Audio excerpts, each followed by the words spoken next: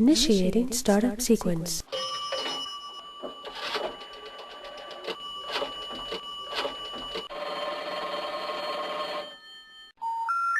The number you have reached, 911, has been changed to a non-published number.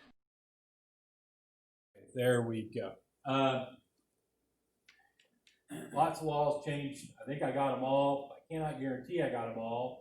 Some of them I found I had to wait until after they actually changed the laws and then backtrack them to figure them out, right? Some of the driving suspended stuff, because they didn't announce it as changed or mark it out or anything. They just put it in some weird paragraph on the statute or the bill they were passing, you know. They do this. It's like last year when I had to track down one of the laws in which they put in the budget, right? And it took me forever to find it. I knew they'd changed this law. It took me forever to find it because they put it in the budget, but I think I've got everything. It is an overview. It is not necessarily every last little bit of it. And if you have some issue, that I encourage you to go look at the statute yourself, right? Because while I included a couple or three of the statutes in their entirety in here, mostly I did not. It's if you actually see something that you think you may be good for your case, go look at it. Make sure that what I put is right. You may not agree 100% with what I put. Now, having said that and putting all the sheet anchors in and the caveats and all that, you know, so that the bar can't claim that I said something wrong. Yeah, I had to put that on my blog because they were upset about that stuff. Let's start into it. Fourth Amendment stuff or search and seizure stuff.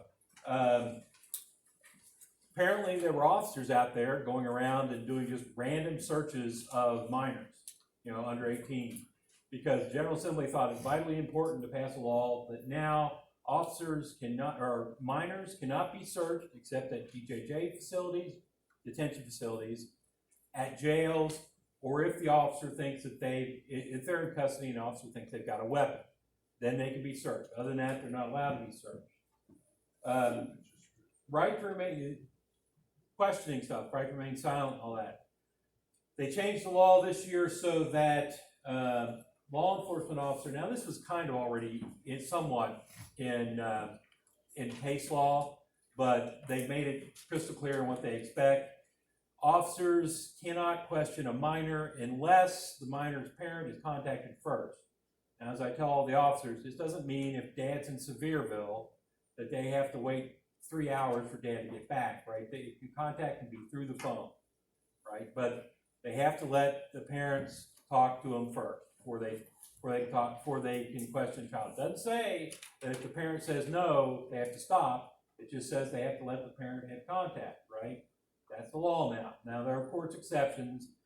They always write in the exceptions. First exception being, you know, if the parent or guardian is a co-conspirator, right? Obviously, the officer doesn't have to let them concoct some story, right? Second is if the parent or guardian is accused of having done something to the child, something illegal to the child, right? Then they don't have to let them talk to them. Third is if they can't get a hold of the parent or guardian, right? They get a number from the principal, they can't get it, they look in the white pages. Well, who looks at the white pages anymore? They look online, they can't, you know, whatever number they find, they can't get a hold of them. Along with that is if the parent or guardian refuses to talk to the minor. So they call the parent, and the parent says, I ain't talking to that little piece of snit. He's been in trouble ever since he was born.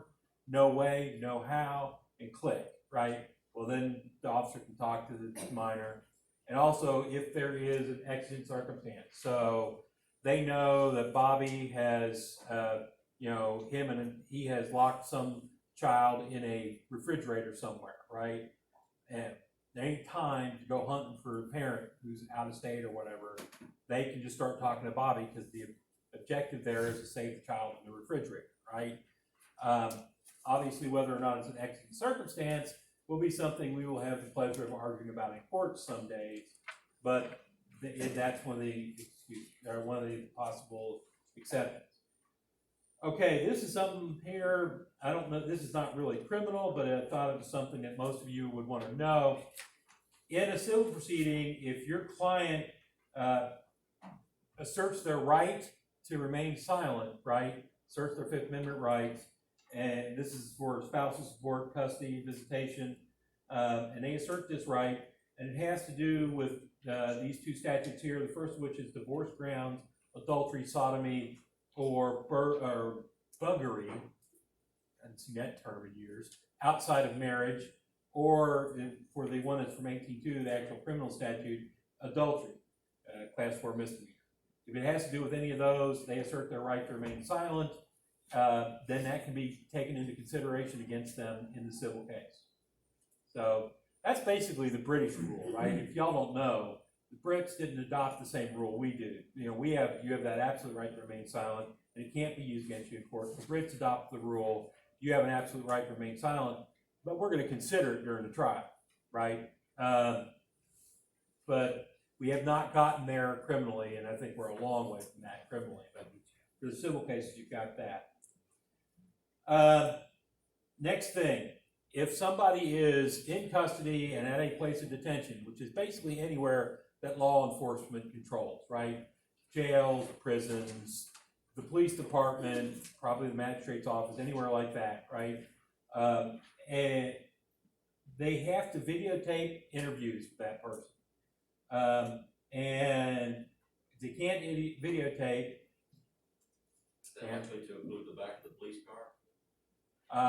I would say so, yes. They have to videotape. They can't videotape, they have to audio tape, right? Now, obviously, exigent circumstances, they've got to talk to this kid, and he hasn't got a body cam on. It's going to take him 20 minutes to get a camera, and he knows that there's a kid locked in a fridge somewhere he's got to save. You know, obviously, then they're going to go ahead and question, right?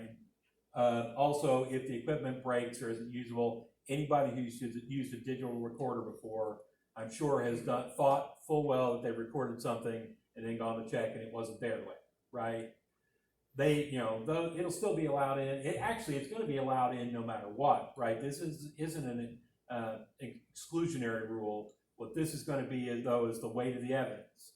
So I see what I see happening here is, obviously we're going to say the doggone recorder broke, and your argument's going to be to the jury, obviously they didn't record this because they were up to nefarious things, right? That they beat him with telephone books for 10 minutes to get a confession out of him. That's why they did not videotape this, right? I question what'll be interesting is whether or not you're all be entitled to a jury instruction on this. And I think you might be. But I'm not going to, we'll end up arguing that in court when it comes to a jury, right? So keep that in mind for something. Ex parte hearings on your part in order to get an expert. This is entirely new. I copied the entire statute for you so that you've got it here. If it's a felony or class 1 misdemeanor and the defense attorney is representing somebody who's indigent, you can go to your current judge after you tell the Commonwealth attorney and say, I need an ex parte hearing with another judge. It has to be a different judge, not in the Commonwealth attorney's presence, and it's got to be, you have to swear, or your client has to swear, that it is there's a need for confidentiality, which can mean that it's something that has, to do with your trial strategy or something like that, right? As long as you you swear that oath, I think you're pretty much going to get your ex parte hearing with the second judge, right? And that'll be done outside of the presence of us. It has to be done, if you look on section C, you have to do it by written motion, and it has to be done on the record. So it's still got to be done on the record. It'll just be done without a Commonwealth attorney in the room, right? So you get that hearing, and you get to part B. Upon a showing that it would materially assist you in prepping the case, and without it, you will have a fundamentally unfair trial. I imagine those of you who do capital cases, which I think, looking through this room, maybe just Walt, but doing capital cases, you may do this more often, right? Lower level cases, it may not happen quite as often, but you still got that option. And of course, whatever you do in that ex parte hearing gets put under seal. This is, of course, I think this is gonna conflict with discovery rules. I mean, if you haven't read the new discovery rule, and I didn't put that in here, but, because we've all been waiting and seeing this come for a while, your requirements on experts are expanded under the new discovery rules. So, and this may conflict a little bit with that, but, you know, I think it'd probably be useful for y'all, particularly in more serious cases. Next thing we've got is they've created the possibility for a behavioral health doc. Now, it's a fairly large statute. How that's going to boil down in the end, I don't know exactly. Whether it's going to be something, whether it's going to be like drug court, where it's fairly, it's got a fair structure to it and all that sort of thing, or whether it's just going to be something where you have a docket once a month where people who've got mental issues come in. People who get on the behavioral health docket are offenders with mental health conditions and drug addictions that contribute to their criminal behavior. Again, not sure exactly how this is going to play out, whether it's going to be something where, you know, you have to get all the approvals like you have to for a drug court, or it's going to be just something where a judge can do it locally. We're going to have to see how that plays out over time.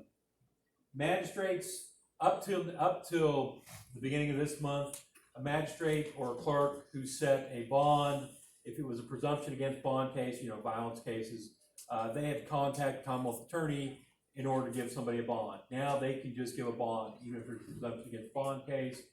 And of course, everybody, both sides now, as of a couple of years ago, have the right to appeal a bond.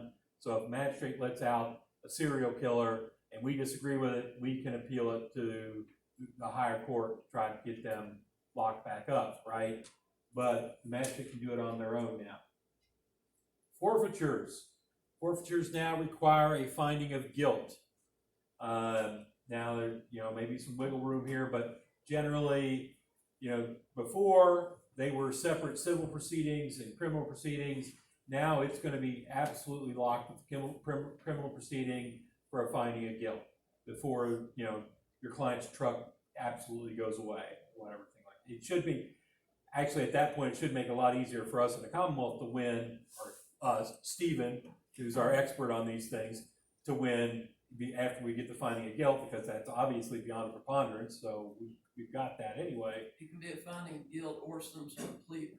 Yeah, it can be a plea agreement as well, part of the plea agreement, which is interesting because previously they've always been about, oh, they're separate things, one should not influence the other. And now they're like, well, if it's part of a plea agreement, yeah, okay. But it's going to, just be aware, it's going to be a higher standard nowadays.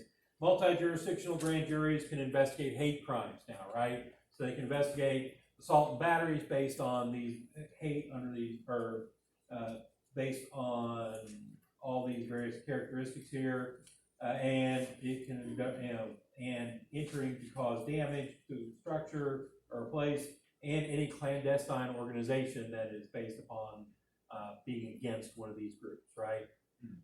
Now they did it, they added all of the groups in. You're going to see more hate crime stuff where they added in gender, disability, gender identity, sexual orientation to a lot of things, and in addition to what had already been there. They did a number of those this year. FYI, an active member of the bar has to sign all papers that are filed. So your secretary stamping it, you know, I know when I was doing defense work, my secretary had a stamp, right? She could stamp something and say, yep, that's been signed by Ken Lammers. Well, according to the new law they've passed, if you do something like that, it's voidable. So anything that you don't sign personally, and I'm not saying that this is realistic, you know, I'm just saying that's what the law they passed says. Anything you don't sign personally is voidable until the court loses jurisdiction. So, you know, be aware, you got your secretary sign or stamp something, or, you know, something along those lines. You file it, they file it automatically, and it's something that you might get tripped up on during a trial. You can get tripped up on it during a trial because it's voidable, right? Illegal, you have your electronic signature. Say again? Illegal is your electronic signature. Well, I think that would count as you're in good standing, Virginia State Bar, it's electronic, you go through all the electronic signature statutes. I think you're good as long as you're following all that, right? But in theory, you have to be the one that would have to put, I think, in theory, you'd have to be the one that pushes the button, right? Again, I'm not saying these are realistic, I'm saying this is the law they passed, right?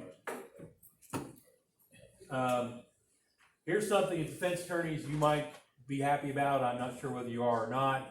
They have now made it, you can issue personally a subpoena to a testigo, right?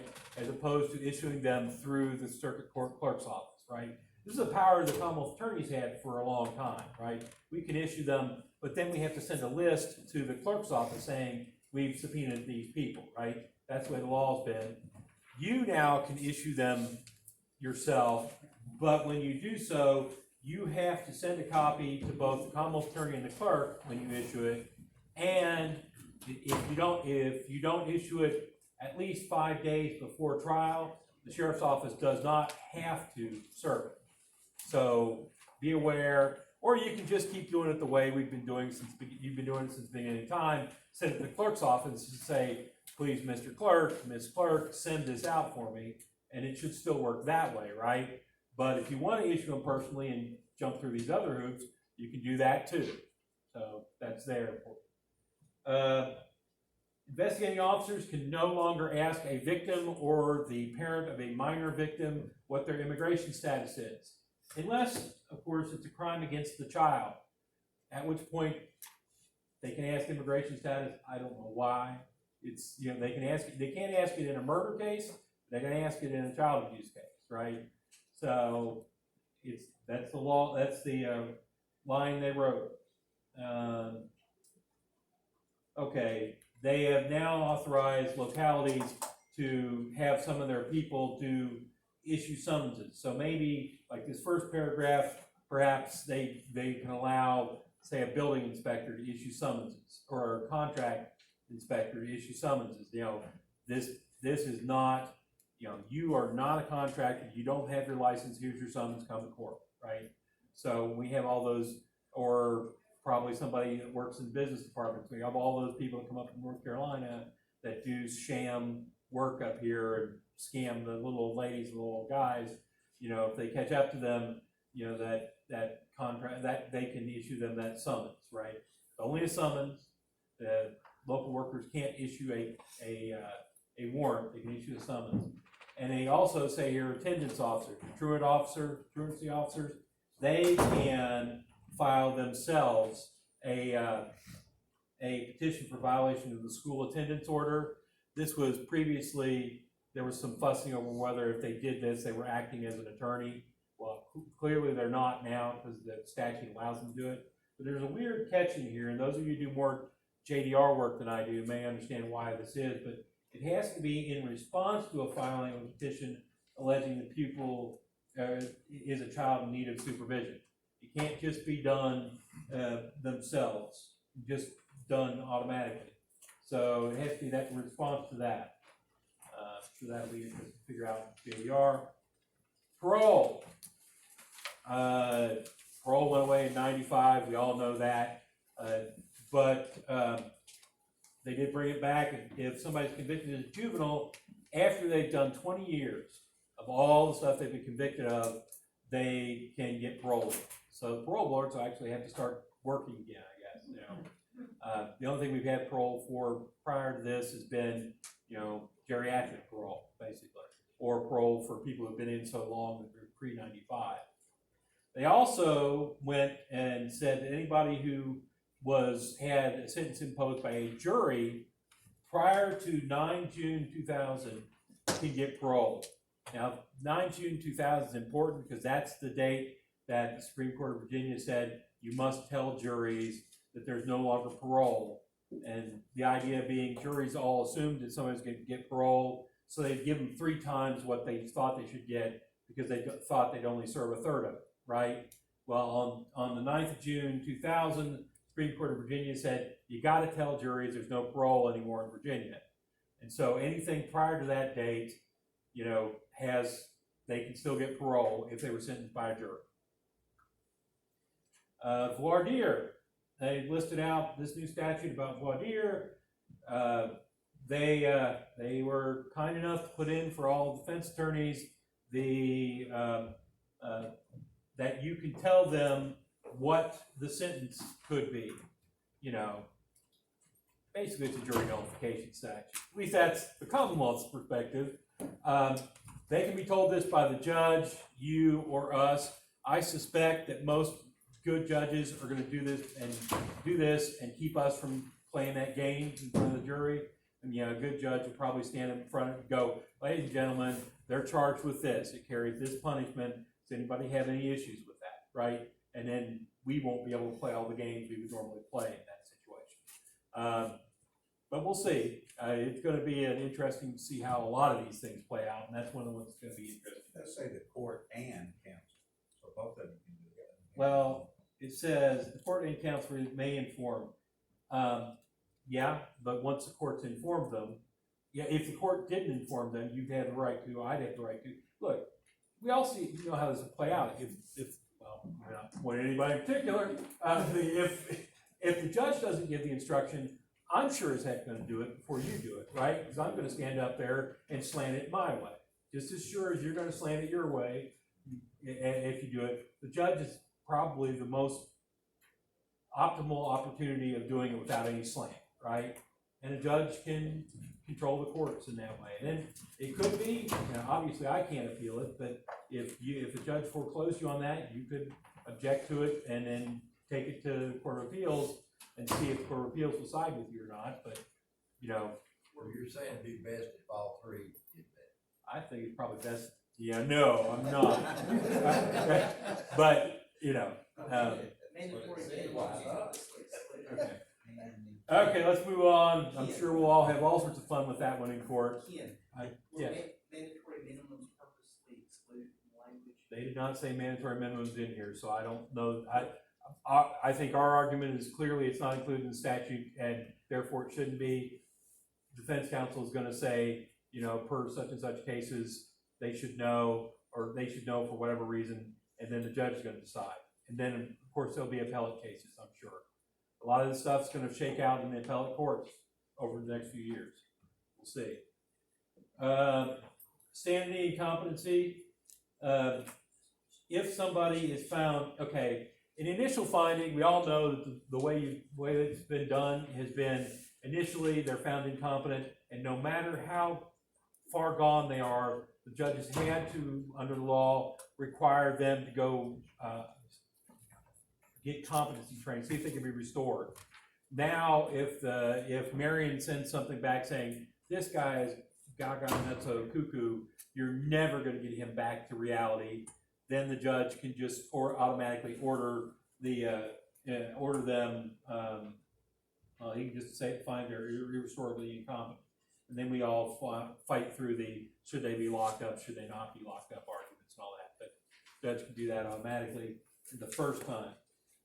If somebody's NGRI and you are going through a review, the 6 month or every 2 years, whatever review, it can be done over video. I don't know if we've really got anybody NGRI. We've got most of them through the system, I think. Now, we had 3 or 4 when I first got here. I think most of them have been through and done. But if you got somebody, it can be done on video, unless, of course, they object to it. Victims. If somebody goes and gets a protective order, they can then go get the protective order dissolved ex parte themselves. They have to go through y'all, they have to go through us, they have to go through an officer. So, Maggie Smith goes and gets that protective order against her baby dada, and she decides, after 6 months that she loves him again, or 6 weeks, or 6 hours, we don't know. She can go to the court and say, I don't want that, and it can go away, right? So, okay, let me start this back over again. The director of a home incarceration program doesn't have to charge your client anymore. I doubt very seriously all these private home incarceration programs that keep trying to sell themselves to you are going to agree to do it for free, right? And I think what they're thinking here is this jail home incarceration programs, because I know our jail doesn't do it, but every jail is supposed to have these programs, right? I don't know, Duffield may have 3 or 4 of them. I don't know how many they've got. I know it's like pulling teeth to try to get them to do it with any of them. But, you know, maybe those can be free, but the ones generally people end up on, don't expect it, right? Fines and costs can be paid off by working while the person is in prison. So all those times that Judge Kilgore has been ordering that already, I guess they're good now. Sentencing, except for capital murder or violent crimes, a defendant with autism or intellectual disability, in his case, can be taken under advisement and dismissed after conditions are met.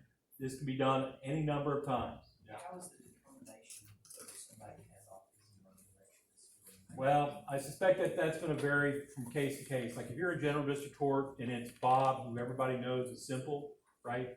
To use as nice terms, I guess I can. We all know that Bob doesn't understand that you had him a checkbook, that he doesn't run out of money, or that he thinks he doesn't run out of money until he runs out of checks, right?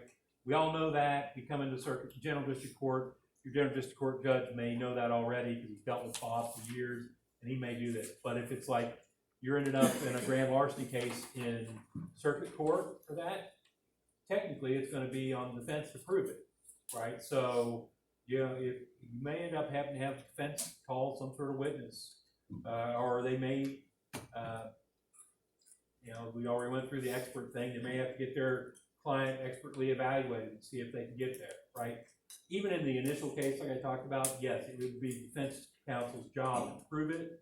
But of course, we all might know, because we know Bob, we've been dealing with it for 20 years, right? We might know in those cases. But otherwise, you know, if your client, you're trying to claim kleptomania, or not your client, obviously wouldn't be yours, but if you're trying to claim kleptomania, you're going to have to prove it somehow, folks. You know, that's going to be part of it. If you can prove it, you know, like going back to, like I said, you got Bob, who's really not all there, and, you know, once, you know, 1 month he goes and he gets a Snickers bar at Walmart. Then 2 months later he goes and gets a bag of Doritos. And a month after that, he tries to walk out with some fishing lures, right? And he just ain't getting it, right? And the judge can take all those under advisement. There's no limit to the number of times he can do that, right? So he can do it, but it can't be done, like I say, on violent crimes and murder. Again, I figured out that question from the answer, but sometimes not necessarily, so can you repeat the question when people ask you before you give your response? Roger that, will do. Thank you. Okay.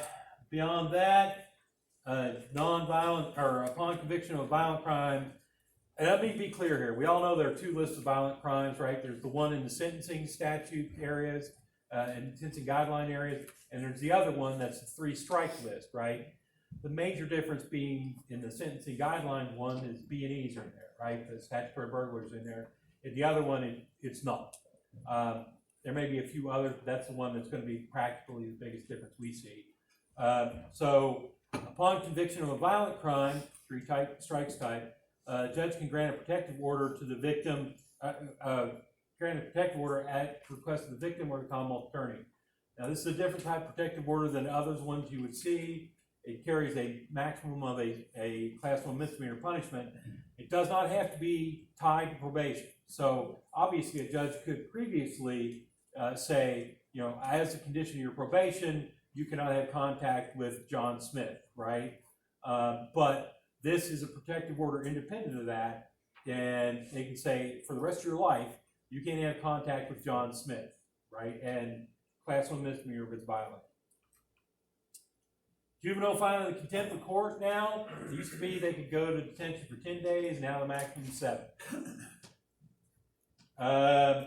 Court can ignore mandatory minimums when sentencing a juvenile as an adult.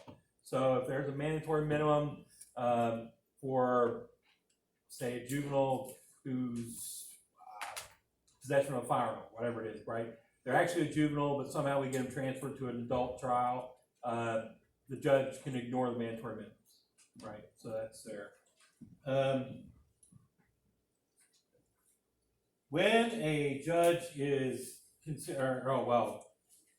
when a juvenile is not sentenced as a juvenile, or when they're sentenced as an adult, the judge has to consider all these factors: exposure to adverse childhood experiences childhood trauma, child welfare agency, not sure what that means exactly, and differences between juvenile and adult offenders, which generally you would expect anyway. You'd expect any of y'all doing your jobs to bring those kind of issues up. Adult sentences, juvenile will be given day-for-day credit, just like a minor would. So, you know, adults who, if you do the crime when you're a minor, but you pass over 18, you know, that statute that makes you be able to be sentenced as an adult then, they'll still get day-for-day credit, right? So serve a 50% sentence, just like an adult would. Commonwealth can move for a sentence reduction if convicted is helped in a grand larceny and firearm case. This is like, I mean, there's more than that in that statute, right? But this is the new part to add that statute. So your client knows about, you know, somebody stole $10,000 worth of firearms in Big Stone Gap last week, right? And your client knows about it, but even if your client's in prison, right, and past that 21 days, you can't do anything, right? Well, past that 21 days, you can still get that reduced. But say they're in prison, you can, and they know about it, and they can help. You can try to come to us, and for substantial help, we can get it reduced, right? It's kind of like the feds do, right? You plead guilty now, you get this sentence, and a year from now, you come back, and they reduce it if you've helped, right? Same sort of process. So be aware that's out there. Substitute judges retain the power to enter a final order in any case they've heard for 14 days. So I don't know if we got any substitute judges. Oh, we do, Susie. Susie will be happy to know that she can still enter her orders 14 days after she's sacked. Congratulations. Yeah. Theft crimes. We all know that 2 years ago they changed grand larceny from $200 to $500, and now they've changed it to $1,000. So there's not going to be a whole lot of grand larcenies anymore. I mean, somebody stealing somebody's lawn tractor, you know, that is going to be $800, $900, whatever. You know, shoplifting from Walmart, you got to try hard to get over $1,000. Some of them are there, some of them do it good, but you got to try. So most of them are going to be petty larcenies. I think most of the felonies you're going to see, unless they're aggregate type felonies, check stuff and all that, most of the felonies you're going to see are going to be petty larceny third, the automatic bump up to felony. Advisement. Now this is already was on the statutes already, but they clarified it, right? Because you could read the statute the way it was before. They meant to say property crimes, misdemeanor property crimes. You could be taken under advisement. They wrote it very poorly, so that we evil commonwealths could sit there and go, no, it says property crimes, but what it actually lists are trespass, right, which are actually under the property crime section.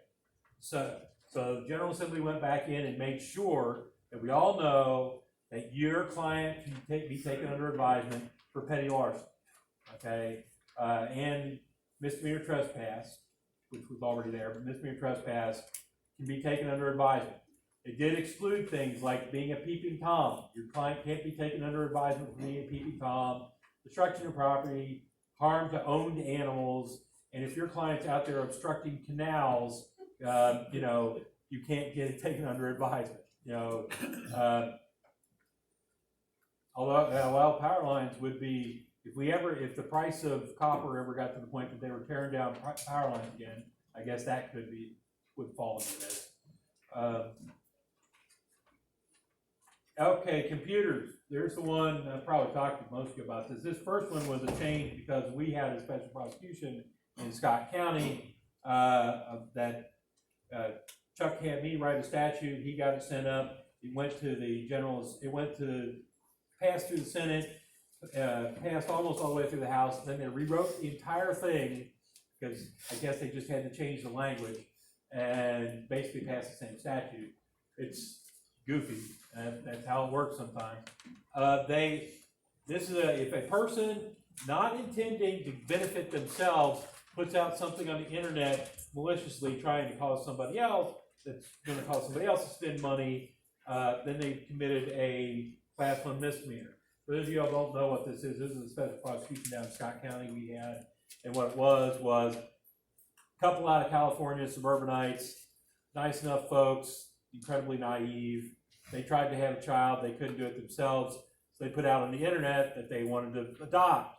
And a lady from Scott County contacts them and says, why, of course, I'd be happy to help you with this. I'm a religious person, I can't have an abortion, I'm pregnant, my family's poor, we really can't afford to have another child. They fly back and forth, the Californians fly back and forth from California 2, 3, 4 times, and meet with her, buy her some meals, and get some photos taken, all sorts of stuff. She never asks them for money. I mean, it looks like it's a setup for a con, but she never does it, right? So they eventually, she texts them, says, hey, it looks like I'm having a miscarriage, I'm going to the hospital now.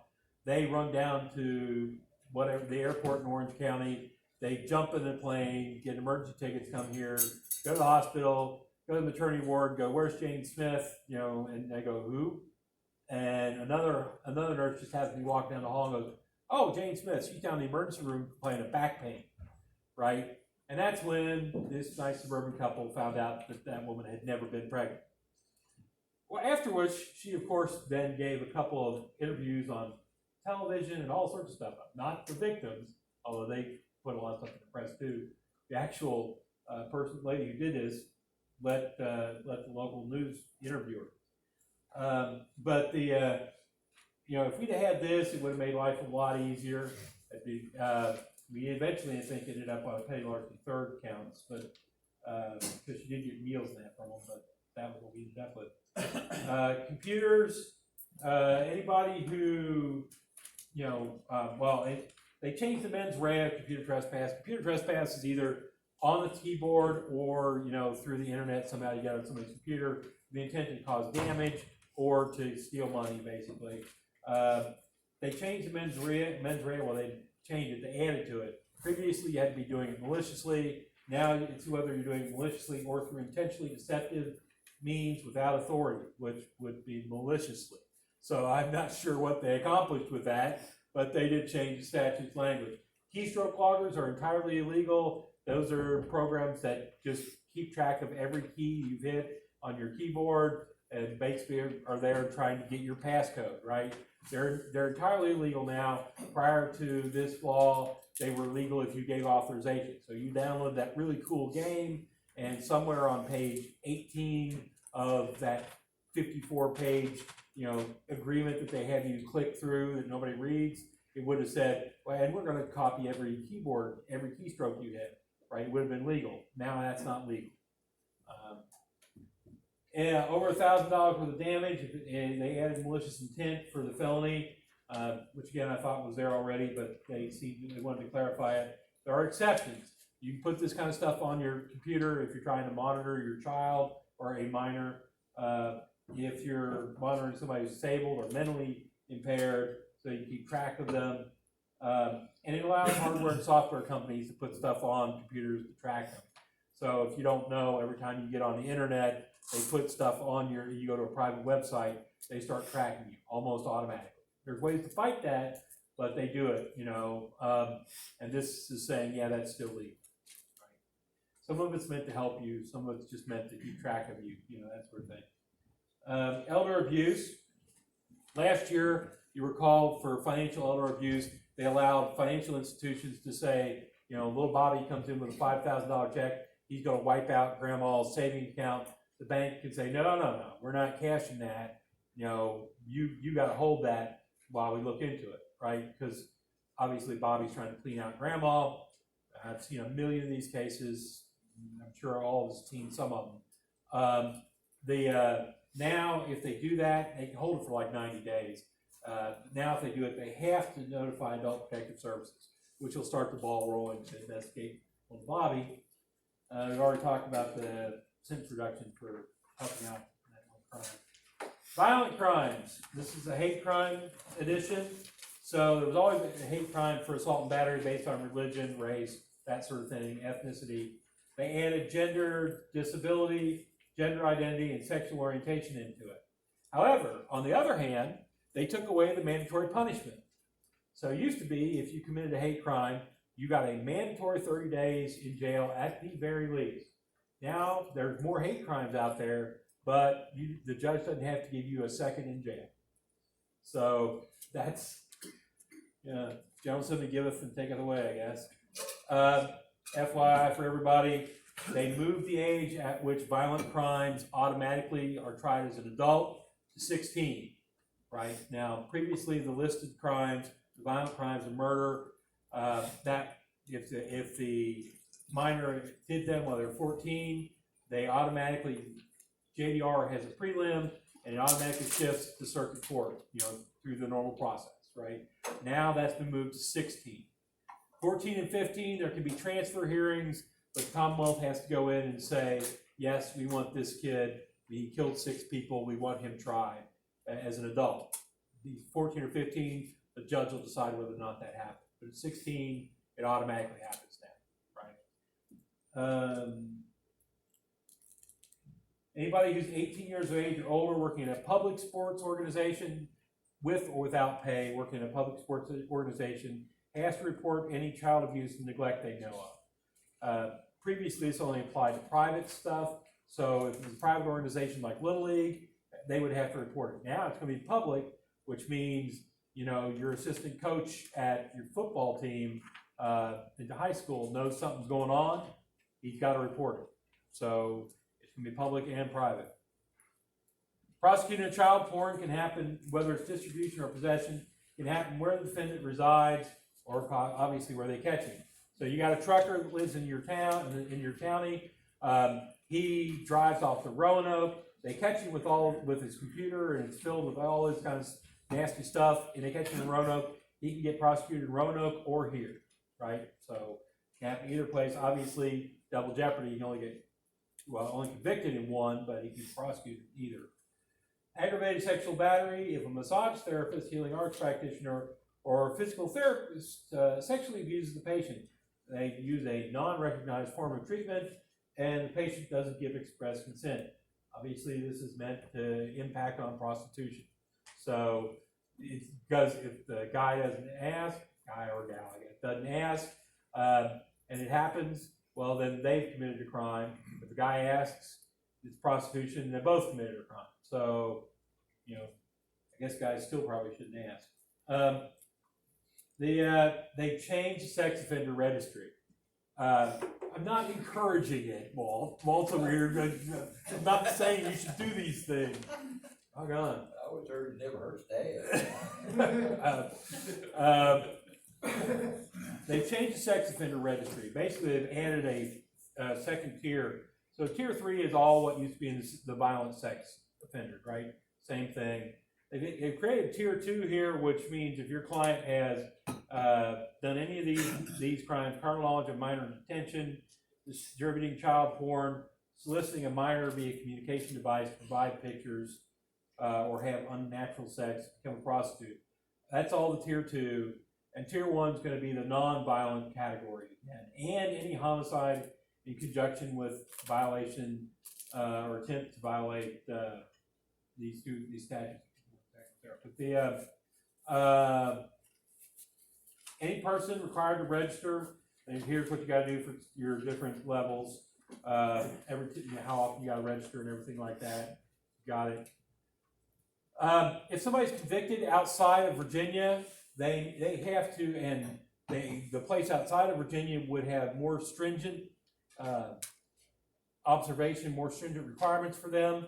Then when they move to Virginia, they have to do the most stringent thing that Virginia does that's near to what they were doing in the other state. The idea here is, the other state does really, really stringent check-in every day type stuff, and they want to move here because they only have to check in once a year. Well, we'll probably make them check in every month or something like that, what ours does, right? So that's what that is. Or if they come here, it was easier in their other state, and they come here and we require worse, require tougher, they got to do what's here, do the tougher.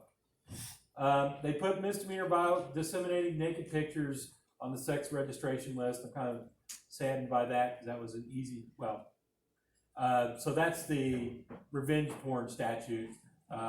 And I thought that was a great statute when they passed it initially because, when little Bobby, 16, gets pictures from little Jane, who thinks he's the love of her life, and then when she breaks up with him a year later and he hands out the pictures to all his buddies, we could do that rather than just convicting him of child porn distribution, right? Well, now, even if we convict him of that, it goes on the list. So be aware. Prostitution now includes the touching of unclothed genitals or anus of another person with the intent to sexually arouse or gratify. Thought that was there already, part of implied. Anybody who is supervisor at DOC, jail, or probation officer who has carnal knowledge with somebody supervising, it's now a class 6 felony instead of a class 1 misdemeanor. Statute of limitations on misdemeanor sexual offenses against a minor has now been changed to 5 years after they hit the age of majority. So at age 16, something happens to Bobby or little Jane or whomever, and the parents are obstructive and it can't be prosecuted. When little Bobby hits 18, he can go to the police and the parents can't stop anything, right? And got 5 years to do that trial. And I'm sure we will all be thrilled, or at least those of us who are single in the room will be thrilled to know that it is now legal to have sex outside of marriage in Virginia. Previously, it was a misdemeanor, so it's gone. Drug crimes. It is now a citation to possess marijuana in Virginia. $25 citation. It's just like a speeding ticket, basically. Rebuttable presumption if somebody's under 1 ounce that they're just possessing for personal use. That, of course, can be rebutted. Obviously, there will be cases, I'm sure, where that happens, but most times they've got it, it's going to be personal use. Disturbing part of this is they have ordered that clerks' offices are to hide these citations from the public. So basically, they've ordered that an open court proceeding is to be hidden from the public. I don't think that's constitutional, but I don't know if anybody's ever going to challenge that, right? But I think that's a little disturbing if they're hiding something from the public. Hashish oil is no longer Schedule 1. Now, let me tell you the question I'm getting most often from officers, and I'll tell you my opinion on it, and I'm sure you all disagree with this, and we'll end up fighting this in court. Can, under the Carroll Doctrine, they pull over your client's car, your client rolls down the window, and smoke comes billowing out the window, can they still search your client's car? The answer, as I understand it under the Carroll Doctrine, is yes, because it is still contraband. It's not legal, right? It's been decriminalized, but it hasn't been made legal. So at that point, they can still search that car for contraband because they've got probable cause under the Carroll Doctrine, right? So that's where I think the law is.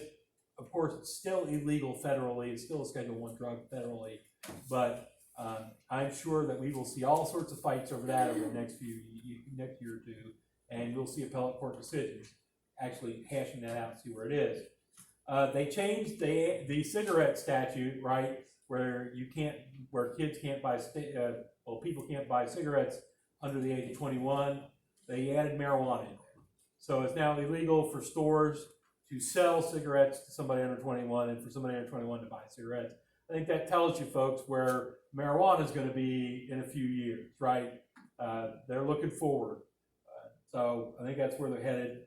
I don't think we have to worry about pharmaceutical processors or laboratory workers, so we'll move on from that. The safe haven statute as well.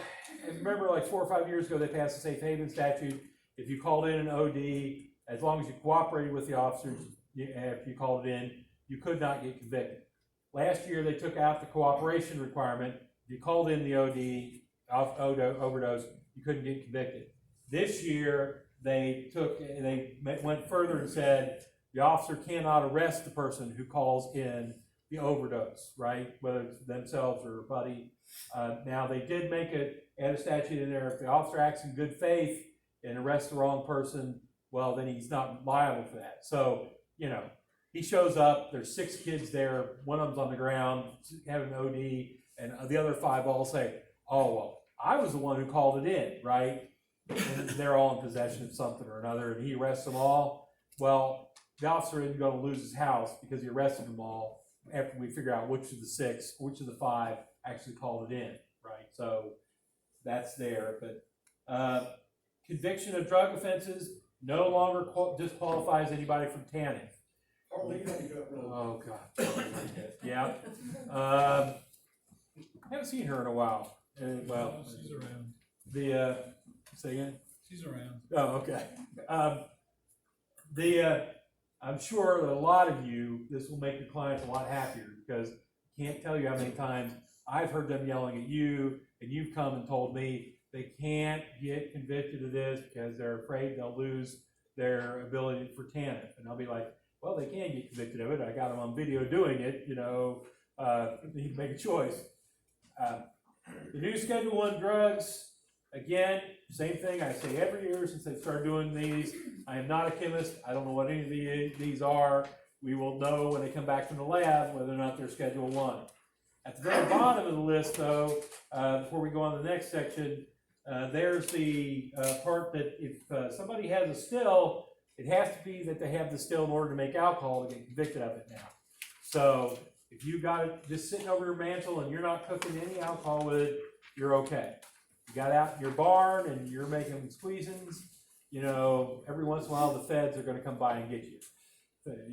We know how they do. They sweep through every once in a while and hit one county and they get everybody. Driving suspended. They gutted the driving suspended stuff, right? And it was hard to find all the stuff they did for driving suspended. But okay, first of all, no mandatory 10 days on the third or subsequent driving suspended. That's gone away. So I don't know how many driving suspendeds they're going to have to do before they get a mandatory time. 8, 10, 12, 25, I don't know, but it's there.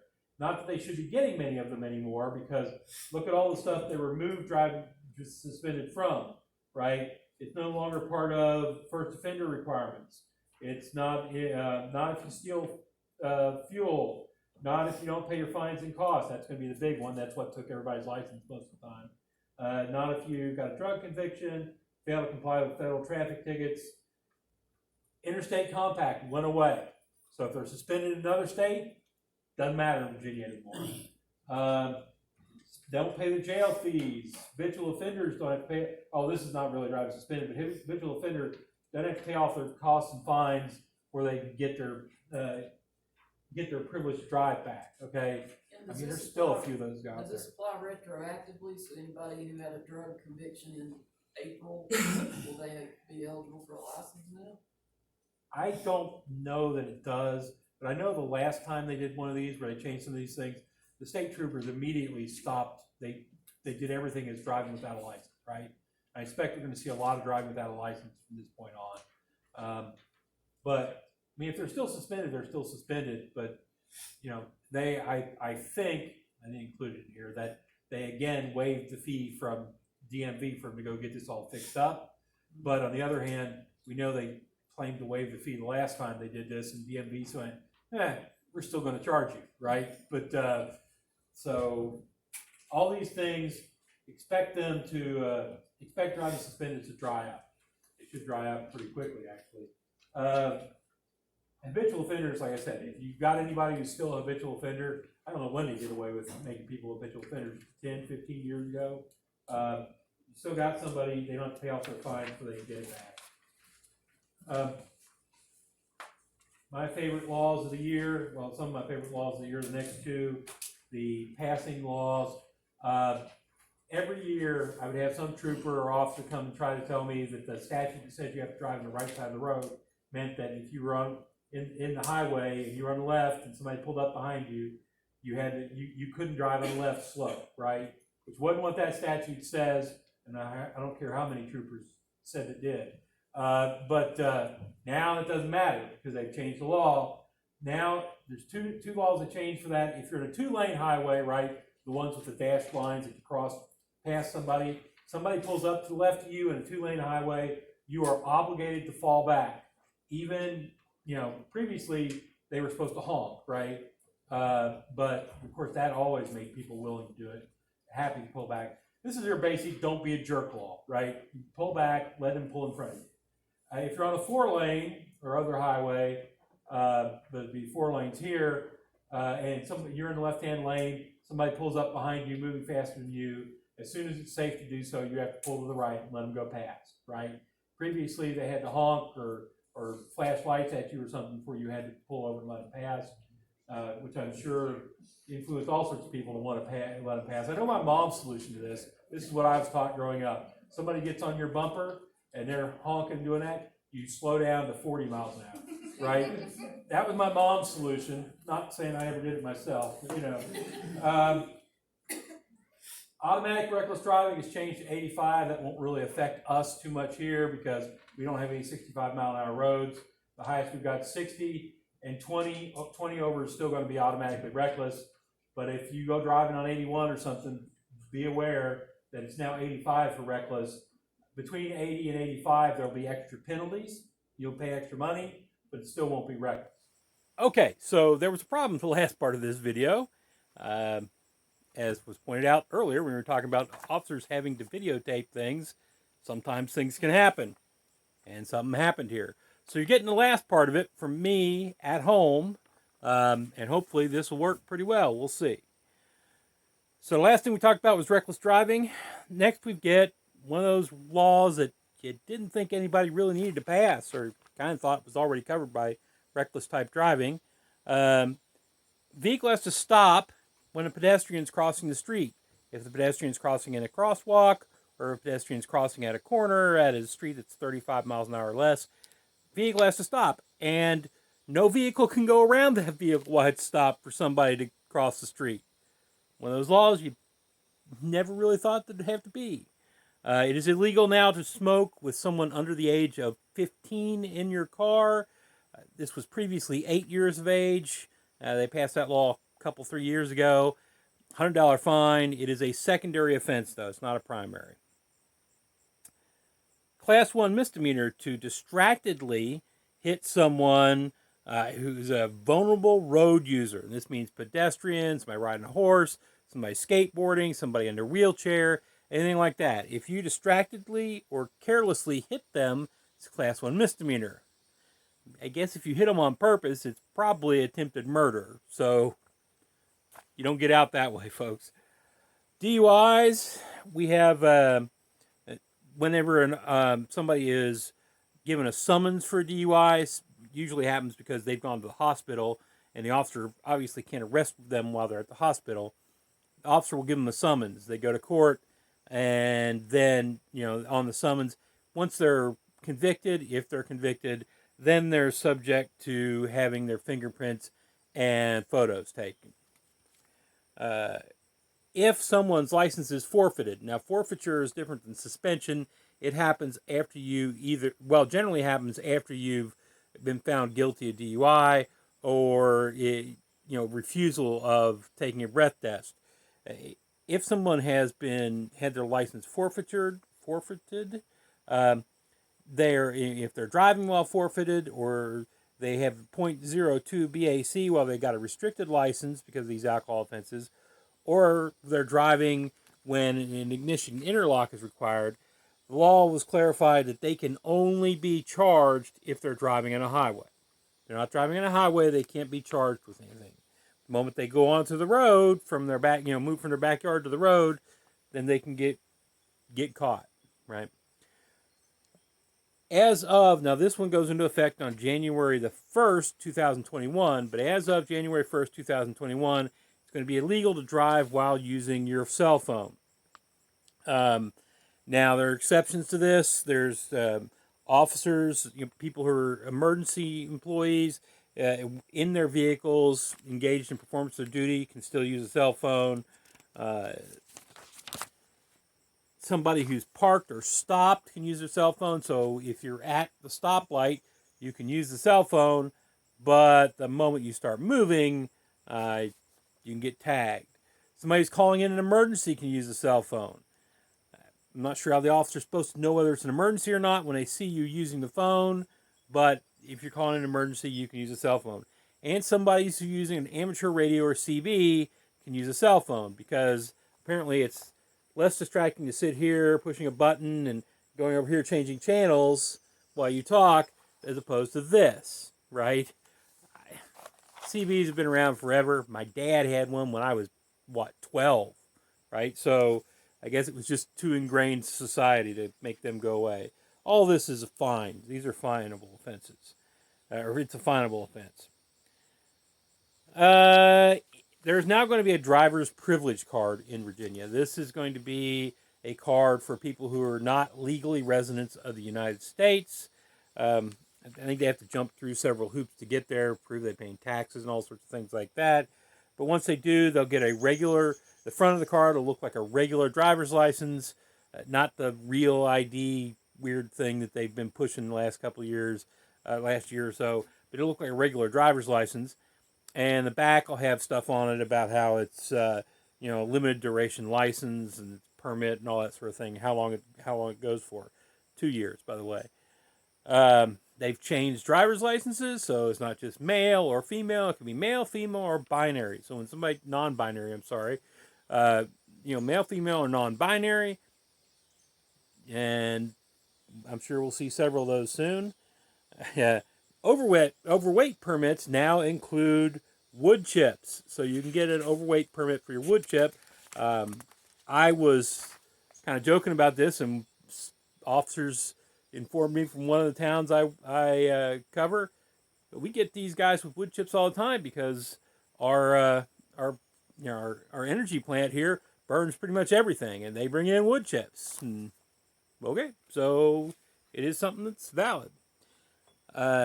Red flag laws. Now, this is not what it was called under the statute. They passed a substantial risk order law, right? This is something that's been being passed around different states.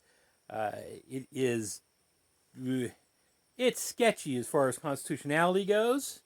It's been found constitutional, I think, in 3 different states. I'm not sure if that's state courts or federal, but it's been found 3 times. But until I see it go through the Virginia courts, I'm really going to be iffy on it. Substantial risk order is when somebody they haven't had their right to have a firearm taken away or forfeited it because they've had mental issues. They haven't had it forfeited because they've been convicted of a felony. They haven't had it forfeited because they've had a domestic relations assault and battery, right? All those are forfeits. They've not had any of that. They're totally legal owner.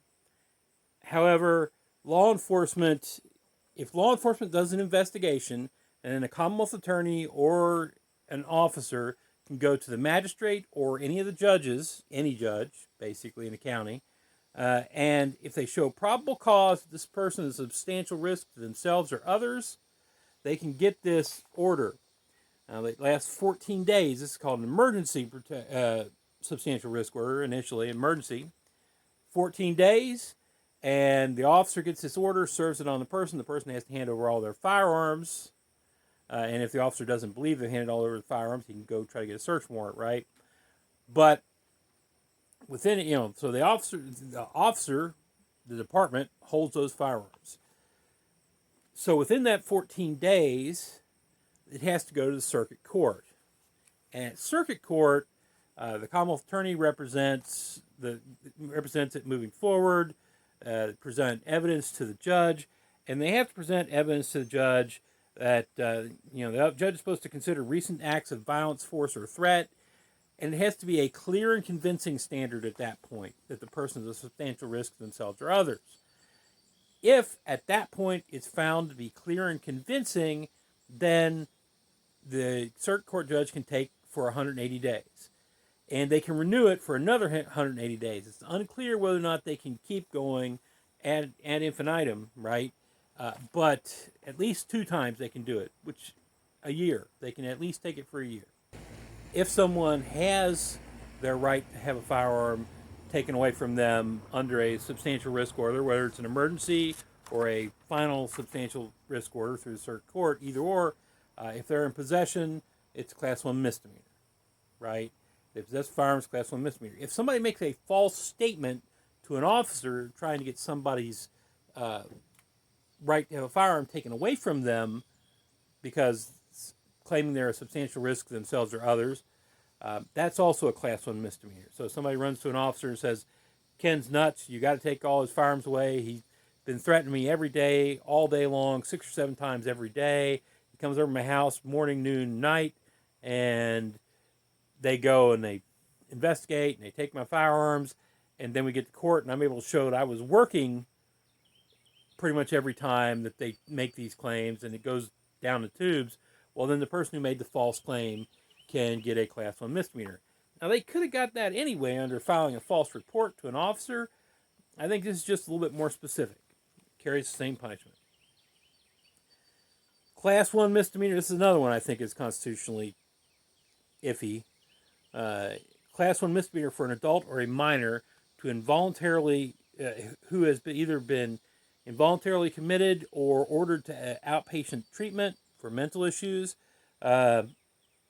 Even if they appeal that and win, goes away, they cannot have a firearm notwithstanding the outcome of any appeal taken.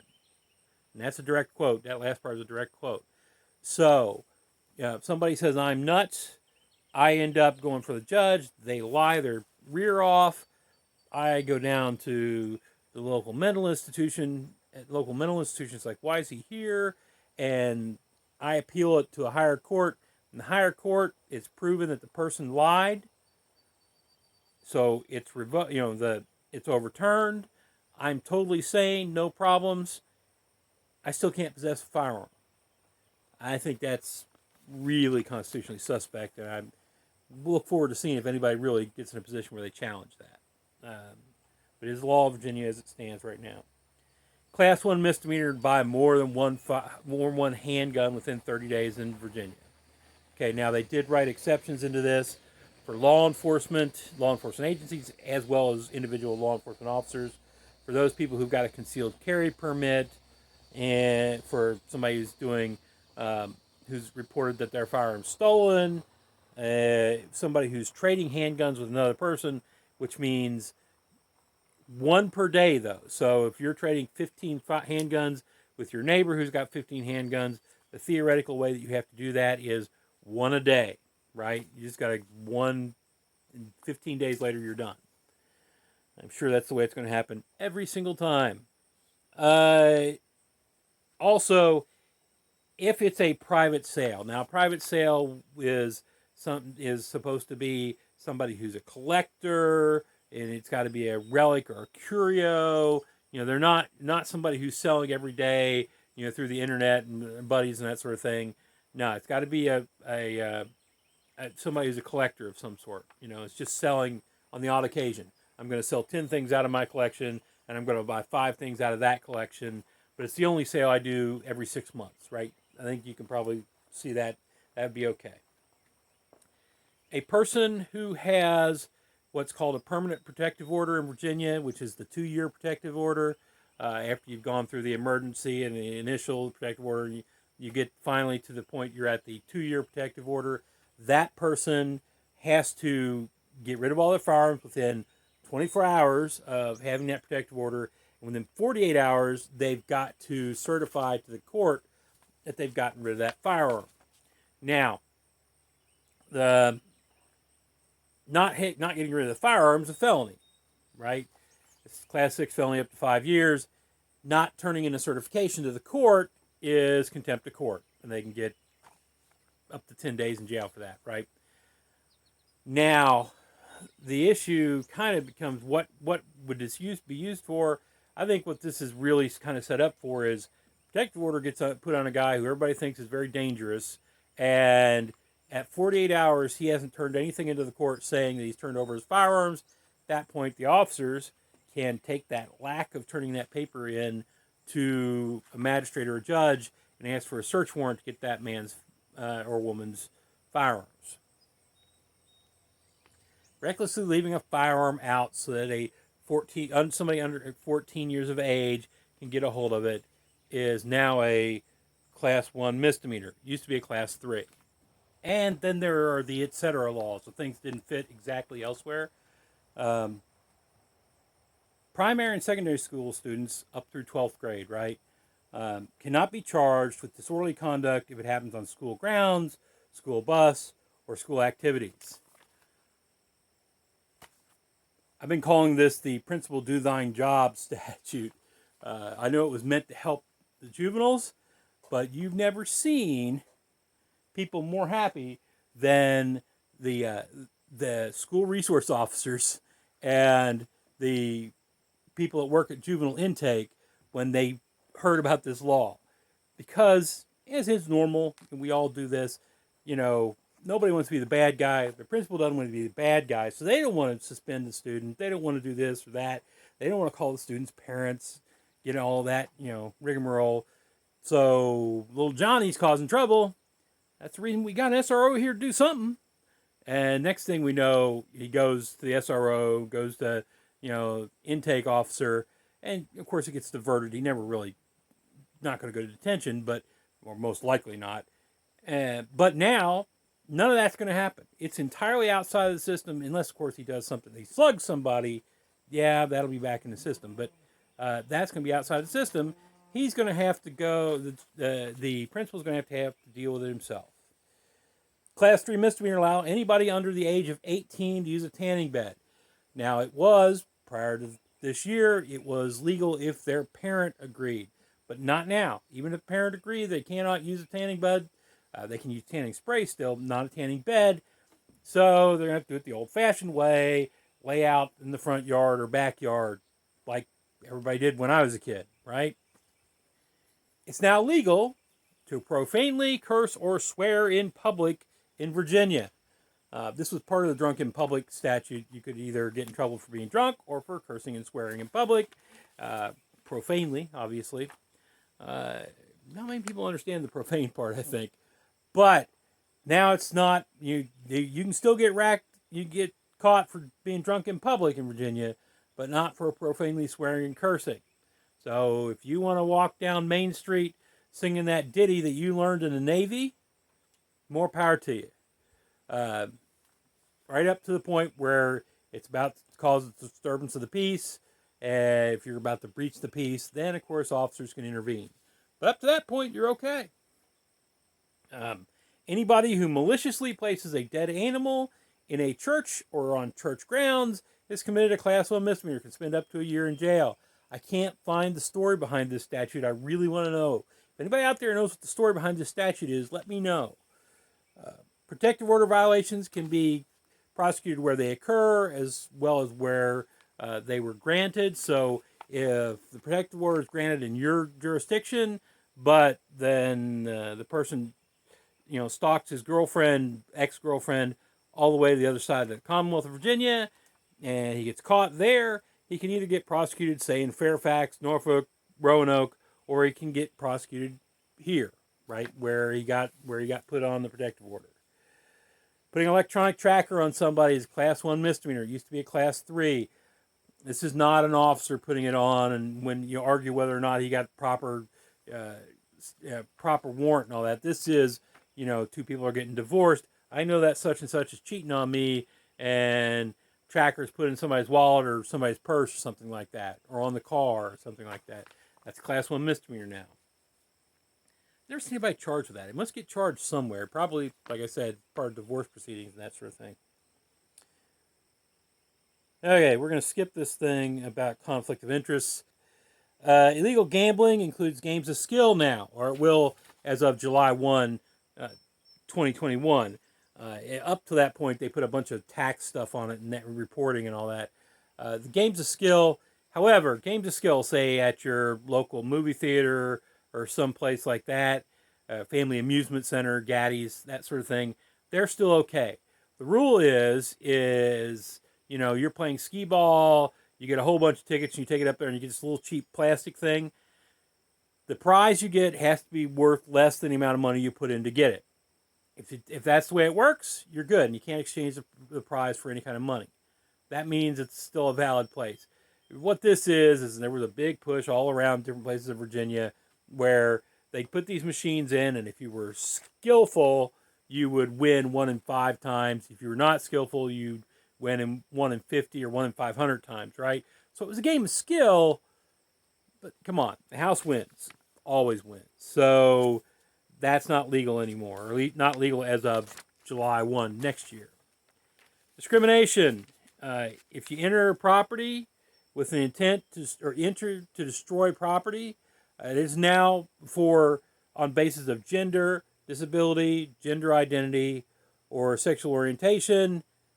It's now a hate crime, right?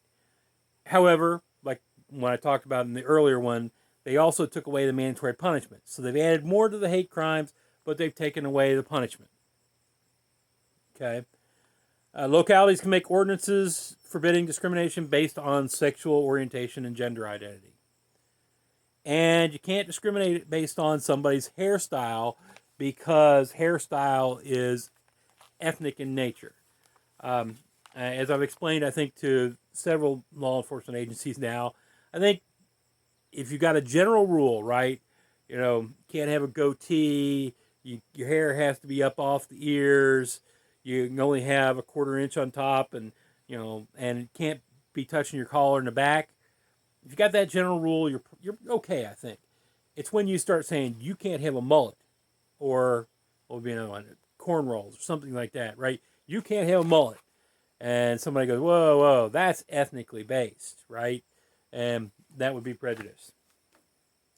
Animals, class 1 misdemeanor, if you let your dog or cat stray after you've been told by somebody that it might have rabies. Common sense laws, right? We're legislating common sense. They went after tethering, pretty big time. There's a big statute here. Probably the most interesting part of it is that they've now made it so, used to be the tether had to be at least 10 feet and three times the length of your animal. Now it's got to be 15 feet, 4 times the length of your animal. So if you got a Great Dane, you better have a mile, right, to put your dog on. If you got a Chihuahua, there is an exception. You can get a animal control officer can come and say, yes, you're okay with 10 feet or 3 times the length of the dog. So if you got a Chihuahua, you might be okay with the shorter one. If you got a Great Dane, it's going to be massive. Class 2 misdemeanor if you haven't followed that part of it. Up to 6 months in jail. Unlawful to carry outside of the state of Virginia any of these fish for sale, right? River herring, alewife, threadfin shad, gizzard shad. If you take any of those outside of Virginia to sell them for sale for bait, you committed a misdemeanor, class 1. If you import dogs from a dealer who's been cited, by the feds and or local for certain citations of mistreatment of animals, you import them, sell them at your store or whatever, that again is going to be a crime. It is now illegal to harass nests, eggs, dens, young birds, or animals. Previously, you had to molest them. Now you only have to harass them. No comment, right? It's not going to comment on this. It's too easy. They also did the same thing. If you destroy or you damage a boundary enclosure for a game refuge to harass a bird or animal, you're guilty of a misdemeanor. Again, previously you had to molest them. I'm not sure what caused this change of law. Okay. If you were planning on doing your own Tiger King, whatever type thing, and setting up your petting zoo with dangerous animals, you're in trouble. Because although you can still do it for this next year, after that, you are not allowed to have bears, cougars, jaguars, leopards, lions, non-human primates, tigers, or hybrids of any of these things, and have direct contact with them. It's prohibited. It's class 3 misdemeanor now. And the last, the hunt and fishing things, illegal. If you get caught illegally hunting, then the court can ban you from hunting, fishing, or trapping for up to 5 years. You can't hunt fowl or on a flotation device within 150 yards of somebody's residence. So if somebody's got a house right up on the river, you float your little kayak right up next to their house, and you start blazing away without permission. You can get permission to do this, but without permission, well, then you've committed a class 2 misdemeanor, up to 6 months in jail. And it is illegal to sell a guaranteed kill on a hunt for a bear, deer, or wild turkey. If you've sold one or more hunts and made $1,000, that's a felony. If you've done less than $1,000, then it's a misdemeanor. And that wraps it up for this year. Now, I'll probably be back doing this again in a couple months because the governor has called our General Assembly back in session, and kind of waiting a little bit with trepidation to see where that ends up at. But he's called them back in session in August, and they're going to try to pass a whole bunch of statutes that we'll see. And I may be back in September or October doing this again for you. Until then, Masalama, y'all. Have a good day.